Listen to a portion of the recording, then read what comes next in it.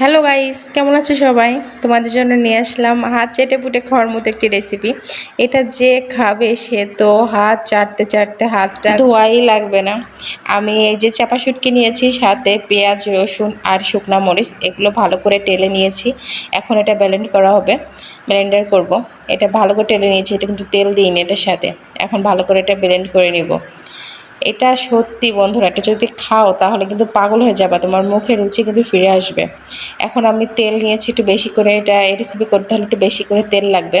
তেলটা গরম হয়ে গেলে আমি দিয়ে দিলাম সব, আবার হলুদ দিয়ে দিলাম, আর পরিমাণ মতো লবণ দিতে হবে। লবণটা একটু কমে দিতে হবে, কারণ এটা তো কমে আসবে।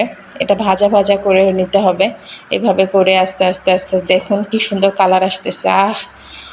কি স্মেল! আহা হা! যাদের মুখে রুচি নাই তারা যদি এটা দিয়ে নিমিষে এক প্লেট ভাত খাইতে পারবে। দেখুন কি সুন্দর হয়েছে, মাশাআল্লাহ। আমার মনে হচ্ছে এখন আমি ভয়েস দিচ্ছি, মনে হচ্ছে আমি এখন এক প্লেট ভাত খেতে পারবো। তো এই যে কমপ্লিট হয়ে গেল, দেখুন কি সুন্দর কালারটা। আমি এখন এটা দিয়ে ভাত খাবো। আহা, দেখুন কি সুন্দর! এটার সাথে একটু লেবু চিপে নিতে হবে, নিলে তো আরও সুন্দর লাগবে খাইতে। এই যে এটা মাখিয়ে নিলাম।